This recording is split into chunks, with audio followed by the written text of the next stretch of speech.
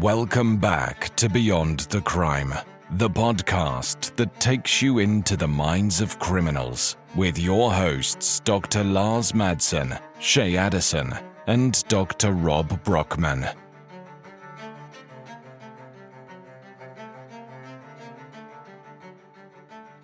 Welcome back to Beyond the Crime, a psychological analysis. I'm here with Dr. Lars Madsen and Shay Addison, and I'm Dr. Rob Brockman. And in this episode 6 of Beyond the Crime, we're just going to take a bit of a dive into, what it's like working as a forensic psychologist and maybe having this bent on being a schema therapist or, trying to help folks change and doing psychotherapy with offenders and how people survive that, what it's like on the ground, what you can expect.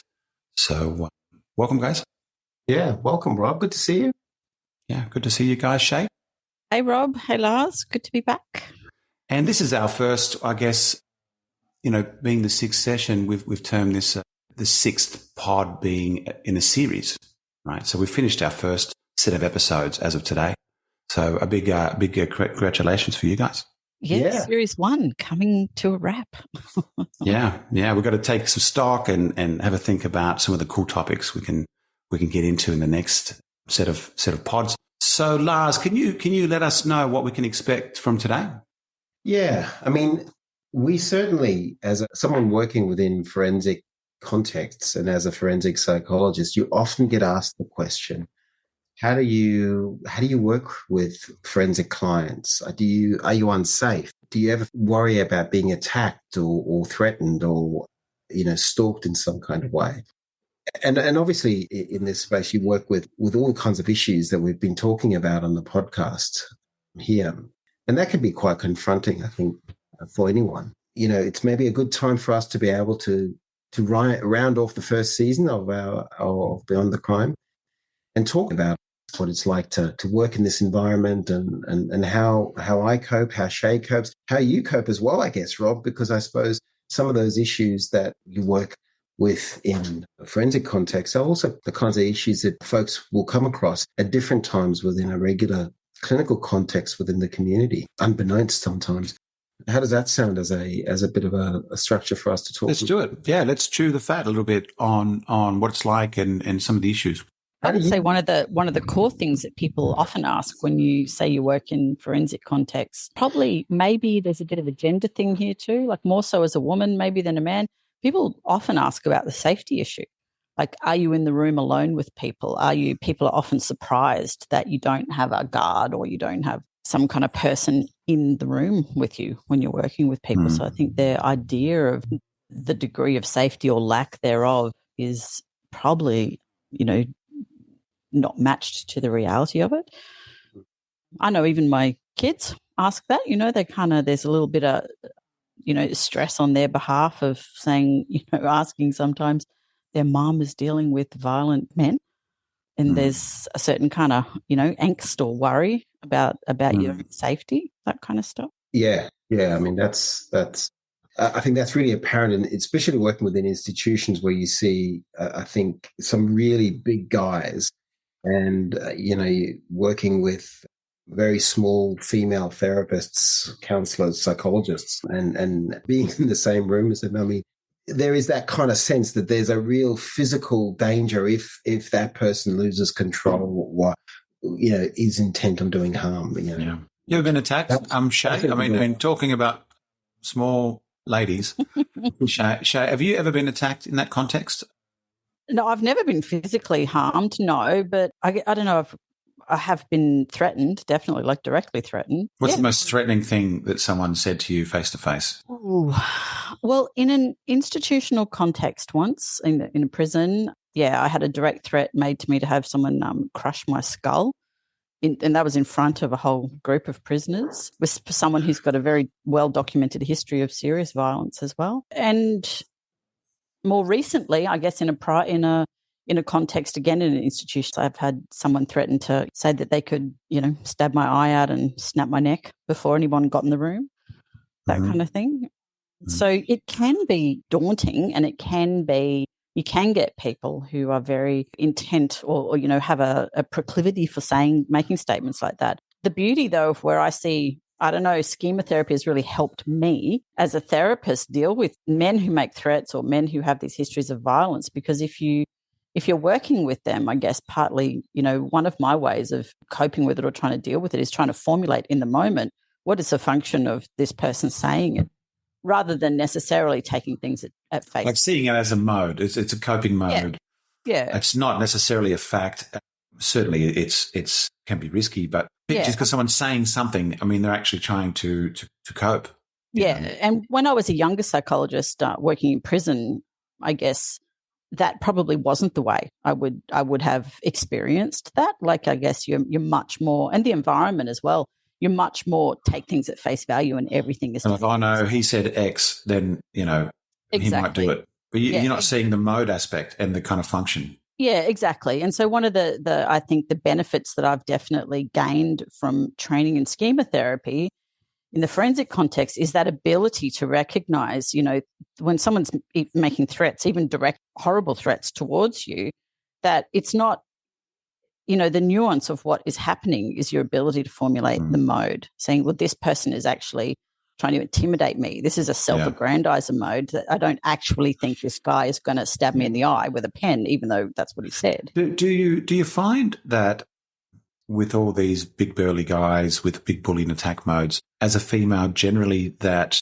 actually that's the contrary, that they often don't pull out that bullying attack mode? They don't see you necessarily as a threat. Does that make sense? Yeah, I mean, I think you're... contrary to what you might think, like you're always in danger and these guys are always intimidating you and stuff, being a woman coming in there, you're not a threatening figure. I would imagine that day to day it's relatively safe and you can relate to them, in earnest. Yeah, I mean, I would say definitely that just in, Queensland prisons, I guess, which is what I'm most familiar with, is that female staff don't get attacked or don't get, harmed very often. I would say it's a very low frequency event. And you're quite right. I would think that being male actually makes you more high risk of those types of behaviours. I guess the only thing is that being, the size differential is that if something did happen, you're probably less likely to, And if something did happen, that you're going to lose. Yourself.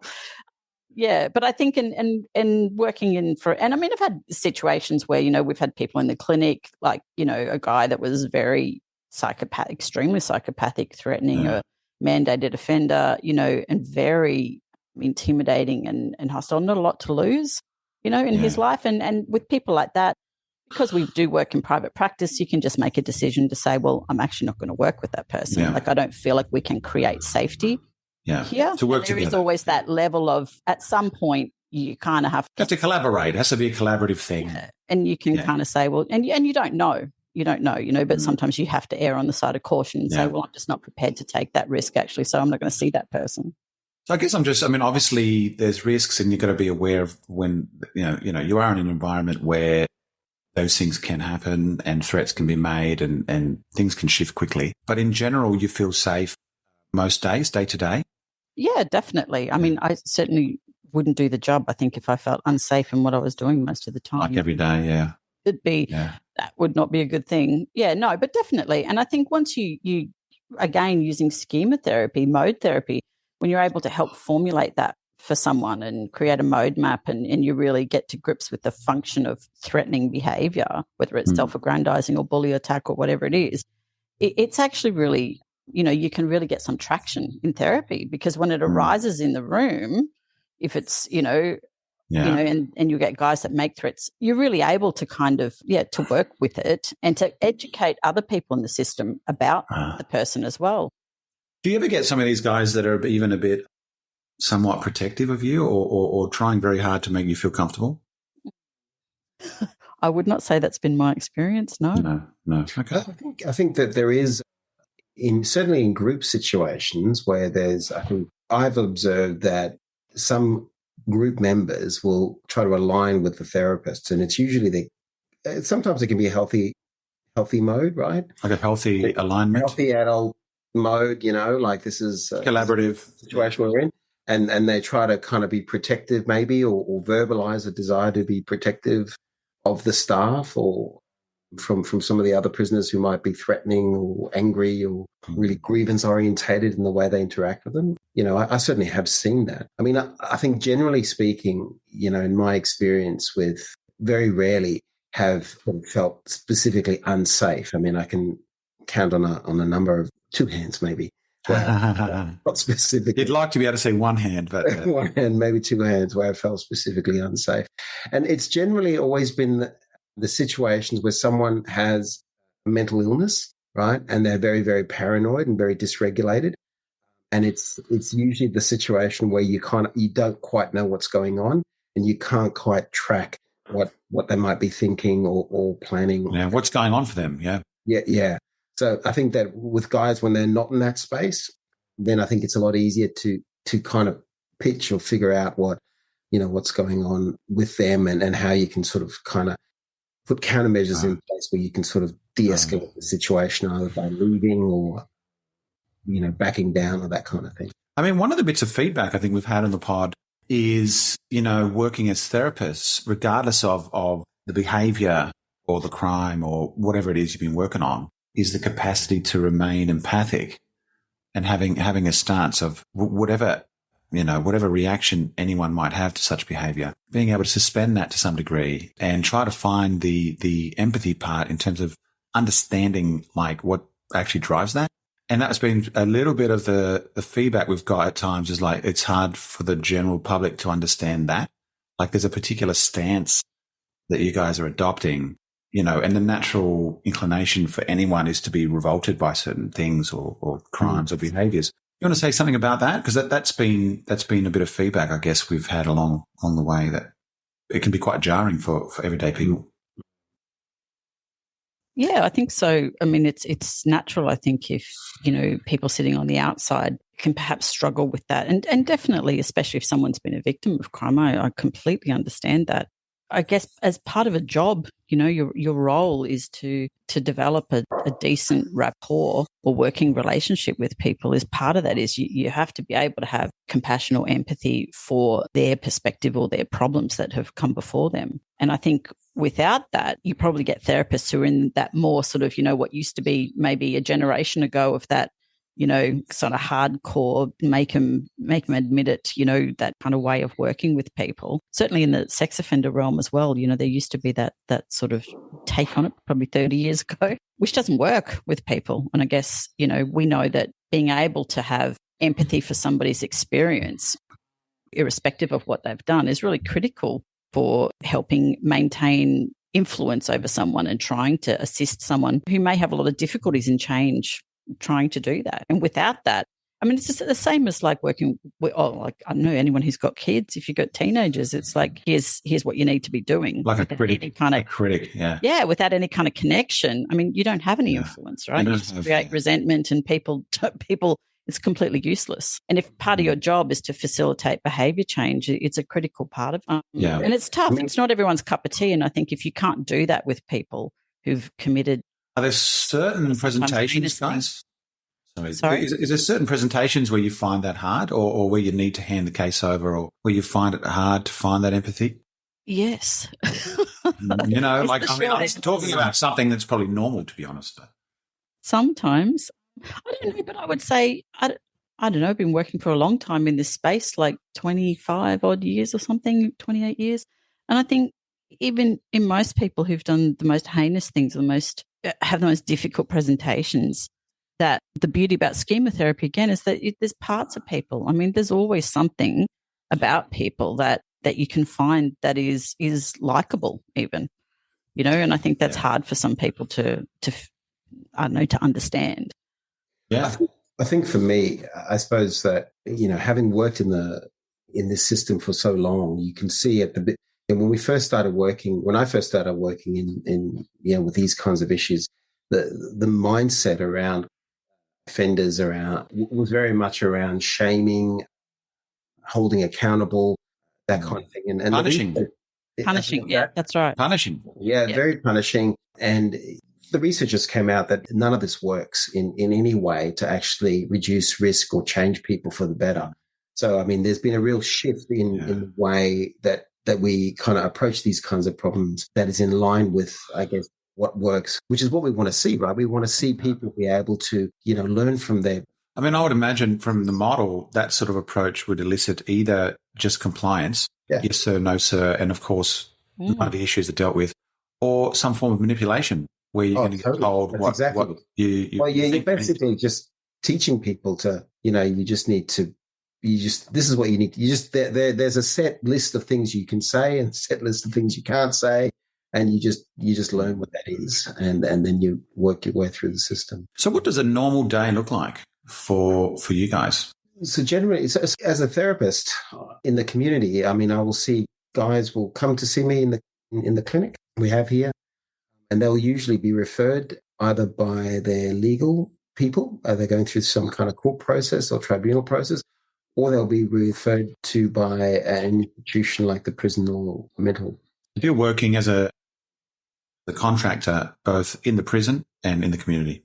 Yes, that's right. And then, typically the process, I mean, ordinarily when you see a regular clinical client for schema therapy, they'll present and there'll be a referral perhaps, and then you'll spend the first 3, maybe 6 sessions trying to figure out what the purpose of our time together is going to be about in terms of working, doing schema therapy. With clients who get forensic referrals, a lot of the time, the point of the referral is not for mental health concerns, but it's more around, treating their risk, their perceived risk, their assessed risk of violence or sexual offending or some other kind of behavior. So you already, they may present with mental health problems and issues, but really, you're trying to understand how do these mental health problems kind of interact or overlap with the issues that have gotten them in trouble with the police, and usually it does. Usually, there is a link to it, and that's the beauty. I think why schema therapy is so useful as a model, because it really helps you understand the person, and also helps you understand why they might be violent or why they might do these kinds of things. And so how do you guys stay safe, like working in that environment, especially more, I guess, when you're working on units or interacting with violent offenders within the prison system day to day? How do you stay safe? I think one of the most important things, I don't know, just returning back to what I was talking about before, but times when people make threatening statements to you or be hostile or intimidating, is it's really important, when you're trying to work with someone, to figure out what's going on and what's the plan and how do you engage. And it's always around risk and safety. Like you're trying to work with their risk, but also manage any risk to anyone else. Is that you have to kind of have really good peer supervision, so that if you're in a session and someone does behave in an intimidating or hostile way or make specific threats, that you need to, you're formulating it yourself about what this is, but to be able to talk with someone who's also experienced in the same area in the same way, that your reasoning is, that you haven't missed something or that your reasoning is sound, is really critical. And to have that function frequently, I think, is certainly something that's helped me. So Lars and I often, obviously we have easy access to each other, to be able to talk through that, saying, hey, this is, in regards to this case today, this is what happened. This is what I'm thinking. What do you see? What do you think? I think for me, that would have to be the number one kind of strategy, I think, for having good supervision, peer support, supervisory support. Yeah, and boundaries, to help you maintain boundaries, because sometimes you have to make decisions about how to act on certain information, and you have to really think that through. Like, who do I need to tell about this, or what do I need to, what are my responsibilities? What are my responsibilities exactly? And in forensics, it can be critical if you don't get that right, but there's often very big shades of grey in that space as well. So thinking that through and making sure that you get feedback around that someone else can think it through with you, I think is really critical. And I think people who don't have that type of support, I think burnout is a much bigger probably problem for folks who are probably functioning more solo. Yeah. And what about understanding your own stuff?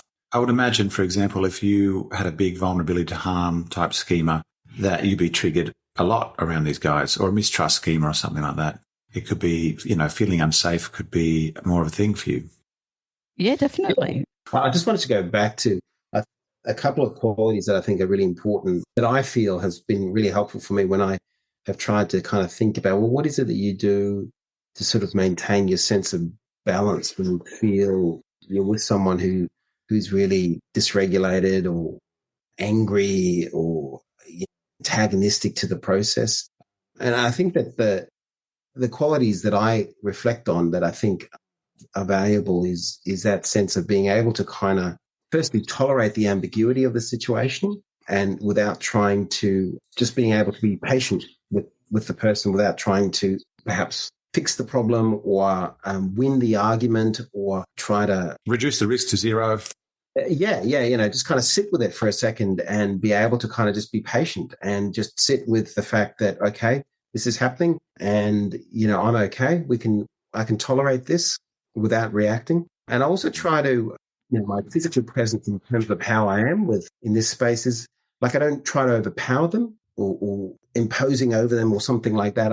I will sit, I will sit down. I will be, I will. You remain calm, yeah. Remain calm. I will remain small in the chair as much as I can. And in a sense, I think that those kinds of things because guys are so sensitive in these environments to that, one up. So you're conveying a sort of, if I'm reading this right, you're conveying this sort of sense that, hey man, like I'm just a therapist. Like I'm not, like I'm not a threat to you. Like I'm exactly. Literally read books for a living. I'm not a threatening guy. It doesn't matter what you're saying. Like I'm not going there. So being able to sit with risk in the room and in the space is a key skill or capability. I think so. One of the things that I think is really kind of interesting, because we think about qualities, Shay, that you deal with, that you have when you work with these guys, like professional development, blah, blah, blah, all that kind of stuff. But really, what you have to be able to do is good distress tolerance in yourself, right?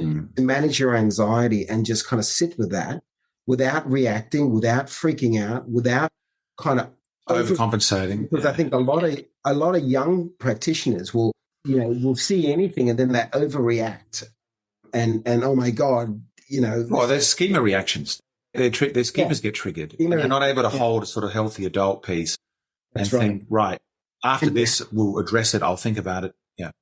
And the other bit is like sometimes when clients come in for the first time, it's like, they're trying to test you out and they're trying to figure out what they can get and you're trying to figure them out. So, there is ambiguity in terms of how we're going to make this work, right?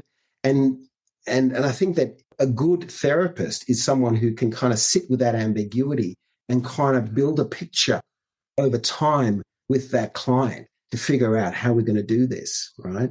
And that's the patience bit. So it's the tolerating the anxiety and the distress that these situations activate, being able to sit with the ambiguity enough to be able to build a picture of what's going on, and then be patient enough to kind of go, okay, we're just going to have to take this one step at a time. So that's flexibility in the therapist. Like, and what I'm hearing is if you're, and a lot of us do, especially in the beginning when you're new, you can practice a bit from a sort of almost a little bit of a perfectionistic position where you've got all the protocols and the items that you have to, measure and the questions that you should be asking. Yeah. And this can really throw you off if you're trying to approach it from that position and then the client starts going off about something else, it really throws you then.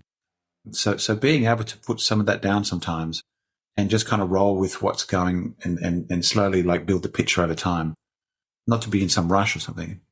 Yeah, I think so. Wouldn't you agree, Shay? Yeah, definitely. I think the more experienced you are, the more you kind of, the more patience you have and the more you realize the importance of that process. And I think again, my context is king. I think makes a difference because in our Medicare system where you get 10 sessions, I think that's not really matched to schema therapy, certainly, but it's not the context of how people practice has an impact on that. Whereas a lot of the clients that Lars and I get, I guess, we have these long-term mandated clients. So we also have, I guess, the luxury in a way of you can really take your time with people because you might have this client for 5 years. Yeah. So you can really take, a very kind of slow burn approach, which you need to, right? Because that's better matched to this context. Like you don't want to be in a rush. It takes a year to just build someone's trust to the point where they are like, okay, you're the same person every week I'm getting the same thing, and they can genuinely feel, okay, this is a safe dynamic. And it takes that time for some folks. Yeah. Do you ever, I guess, something that I always wonder, does it ever get to the stage where you can be quite jaded or even detached? Like, because the material that you have to, you're confronted with can be very confronting.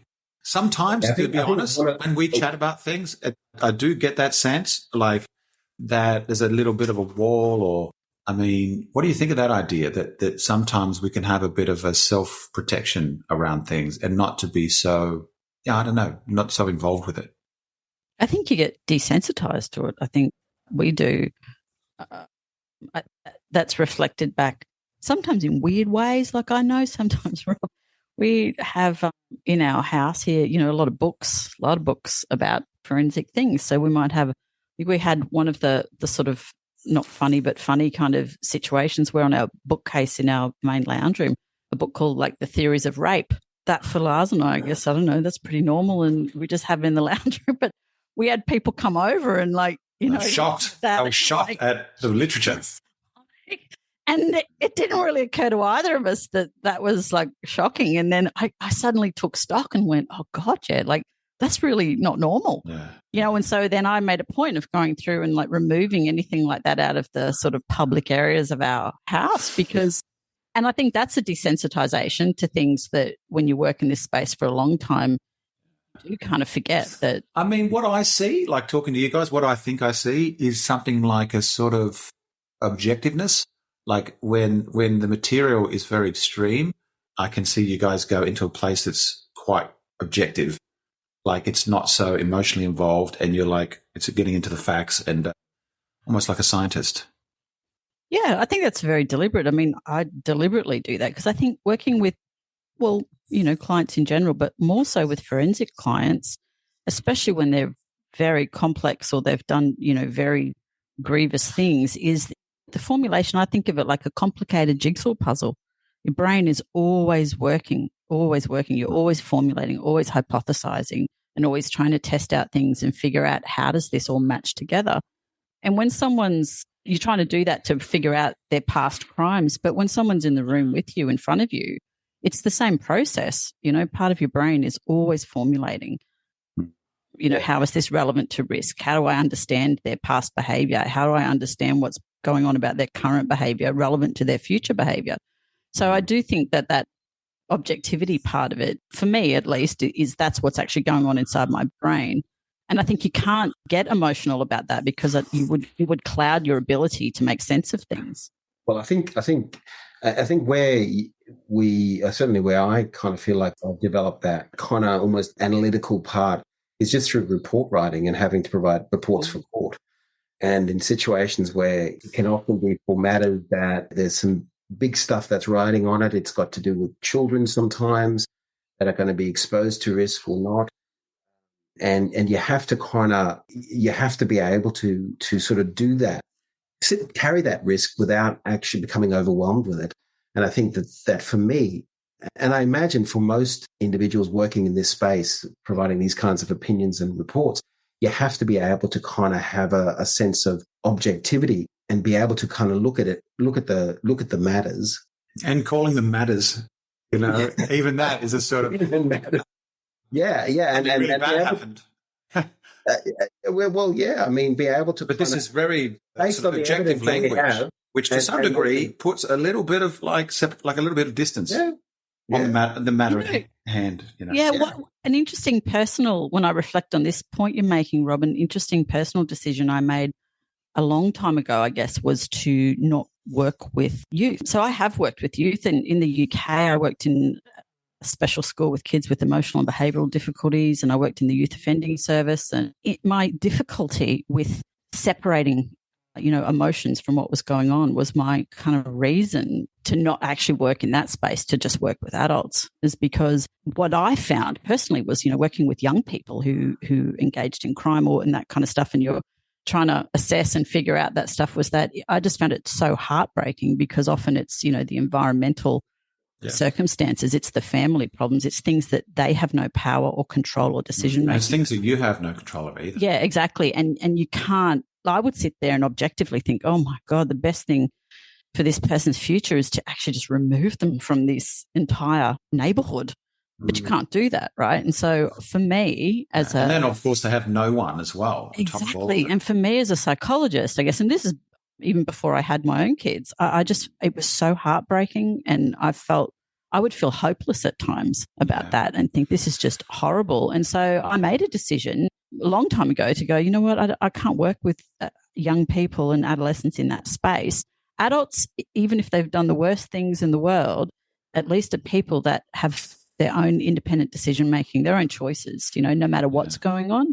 So for me, it was a very early learning piece that, where I could find my space to, in my own mind, figure out what was okay and what wasn't okay.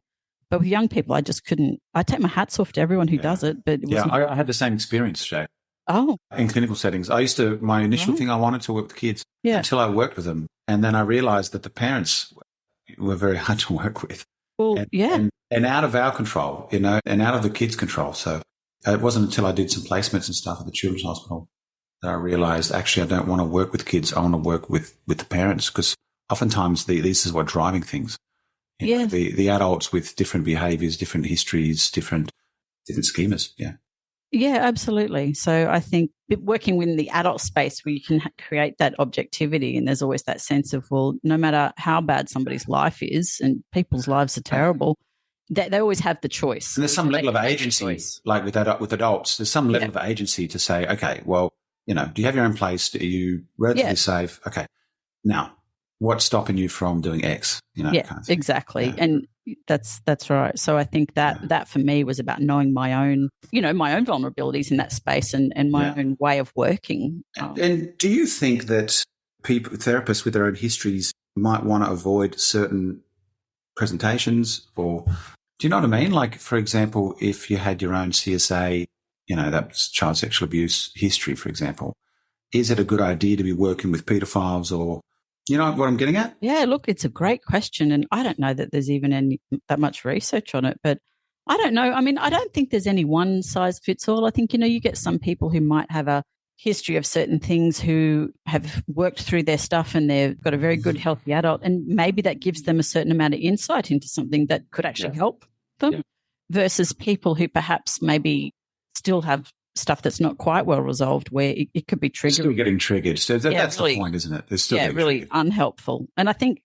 having good supervision and good training, you would like to think that helped younger therapists or psychologists figure that out for themselves, know that to be able to help make those decisions. But it's a hard issue, I think.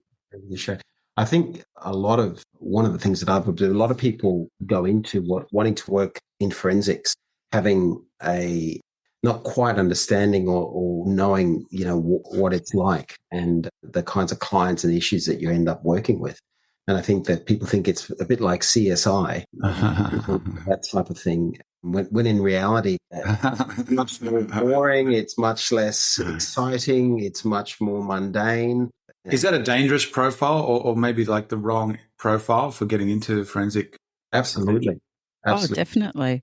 Absolutely. And I think that also there's that sense that I think that people go in and think, oh yeah, this is what it's going to be like, but actually it's not at all like that. And the other one is wanting to rescue people, wanting to, come in and see everyone as a victim and everyone as someone that needs to be rescued and have unlimited empathy and that type of thing. That's another red flag for you. That's another red flag, because I think that puts people in a situation where they can be very quickly manipulated and exploited. And it's certainly something that I've seen throughout my career with young therapists going in, having a very naive view of these kinds of issues. So what are some of the considerations, ethical or otherwise, for maintaining boundaries, working with violent and risky offenders? I think that understanding your own stuff and what your own anxieties or what gets triggered is really important, obviously.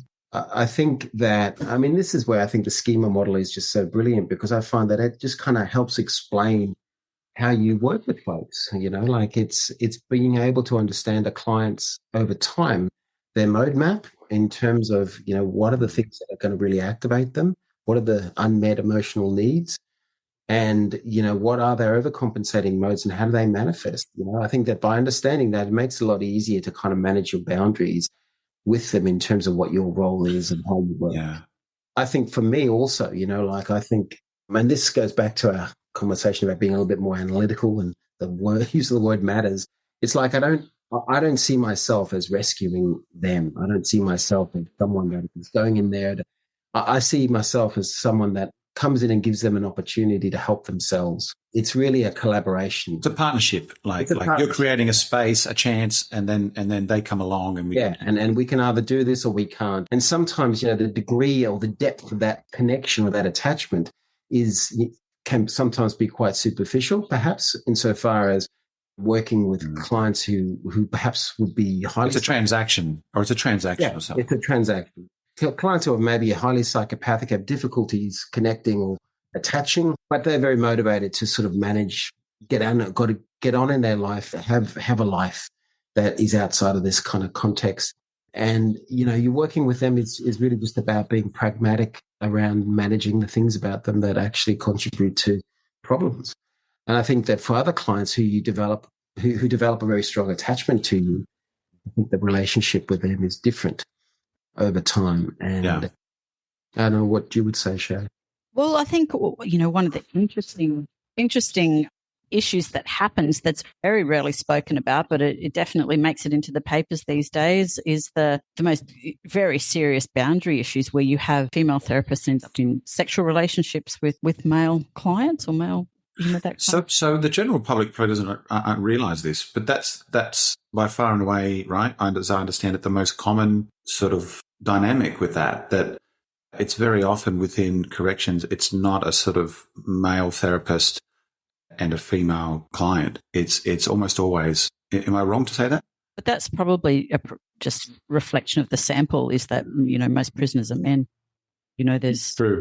Yeah, True. It's just a massive population of male prisoners versus female prisoners. It does happen in the other way as well.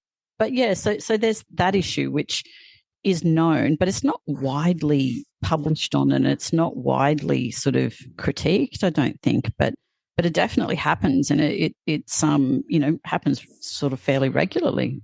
And so you have custodial staff, but as well as their professional staff end up really crossing those boundaries. The vibe that I get, working in across, say, New South Wales and places like New Zealand and places like Singapore, talking to practitioners, is that they're more concerned about young female therapists perhaps being manipulated or boundary problems coming up in that context.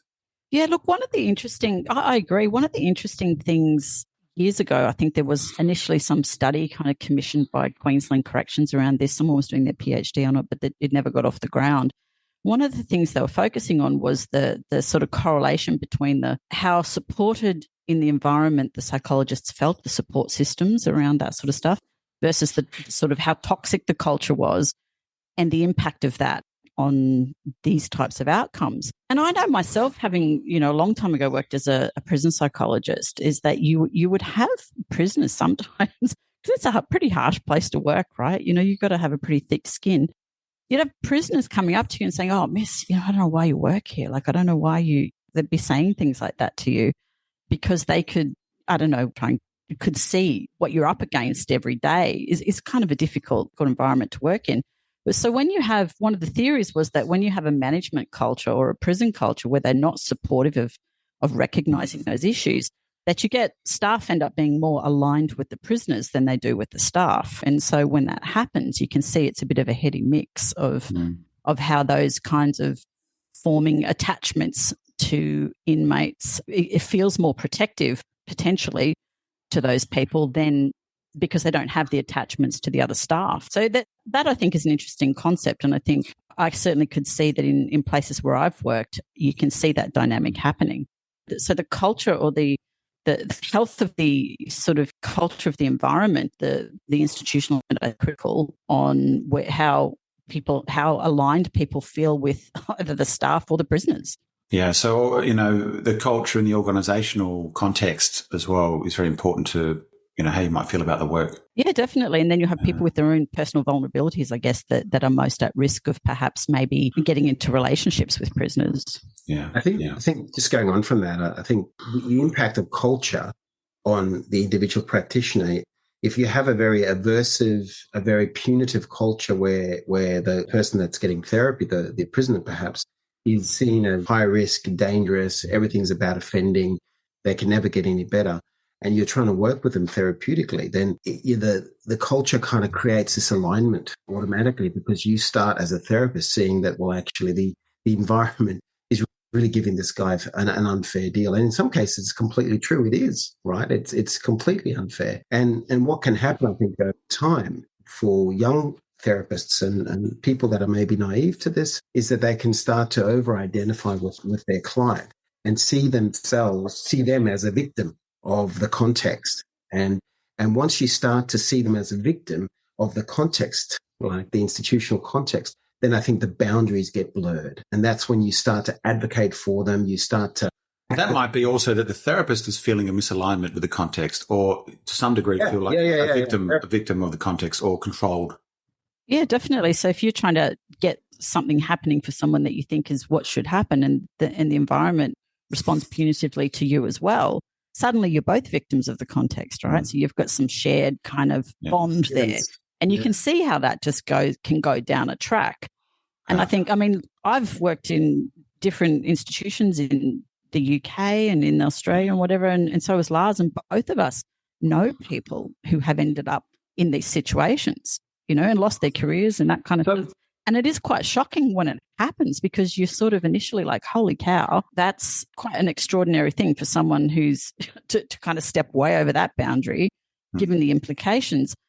But the regularity with which it happens, I think, reflects the nature of the support or the environments that people work in, And but there's always this kind of balance, isn't there? Like in these institutions, between the culture of corrections, which you can read punishment, versus the culture of rehabilitation. Yes. And usually the psychologists, the social workers, counsellors, etc., they hold the sort of the impetus for the rehabilitation role of an institution, right? There's always this sort of mix of tension, and the culture swings both, depending, sometimes it's things like the government can change and they go back to law and order governing and punishment and that kind of imperative. And then other times they swing the other way. It becomes more about rehabilitation and compassion, and it becomes more of a health issue and those kind of things. Is that fair to say? Like, you see that sort of tension working in institutions between the different roles? Absolutely. Yeah. Yeah.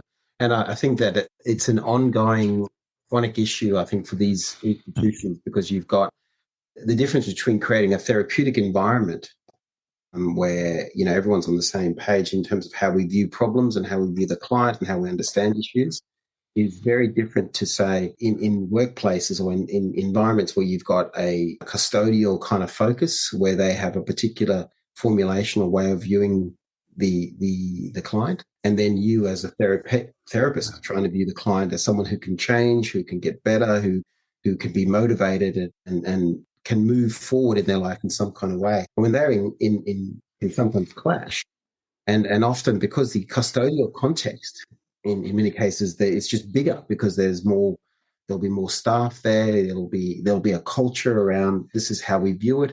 And if you don't view it in that way, then you can be targeted and ridiculed for it. You're just you're seen as naive, and you're just you're naive. Oh yes, I know so and so. He's a psychopath.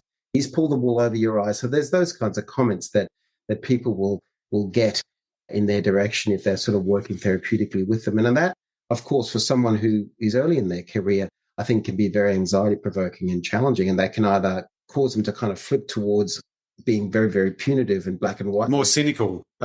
Some of the therapists become cynical. As Shay said, they almost identify with the injustice fighters or something. Yeah, that's right. Exactly. And in the times where I've been in workplaces where there have been relationships that have happened, it always seems to have been in circumstances where this kind of dynamic is happening within the institutional context, where people feel isolated as a professional. And but the flip side of that surely is that the client has, manipulative behaviors. Like, not to put it all on the context. Yes. Yeah, absolutely. Like, there's probably an interaction between the two, right? And from the client's perspective, the prisoner's perspective, perhaps, there's a huge incentive to kind of foster this perception of being victimized, because it may kind of brings on lots of, it diverts from maybe addressing things that might need to be addressed. Well, actually, that's one of the modes. This is one of the newer modes is a victimization kind of mode, or they call it like victim/pity mode. So being in that position of a sort of, like the narrative around all the bad things can be a mode that you get into and reach the story. Prisoner, there's a big poor me mode in a lot of offenders, definitely. I think that institutional culture, as a risk factor for that kind of stuff is also not something that people are trained in, that it's not acknowledged by institutions. And so people are not given the benefit necessarily of being made aware of it. It's tough too, I imagine, for you guys, because being trained in psychology and behavioral science, it must be pretty obvious when you go somewhere and the culture's lacking, and you can see it as clear as day, but you have little control over it. Yeah, absolutely. It often becomes a point of discussion sometimes with the offenders that you're working with, because what you're trying to do is help them. I often refer to it as a helicopter view. Your way of coping with it is you have to take a large perspective on it.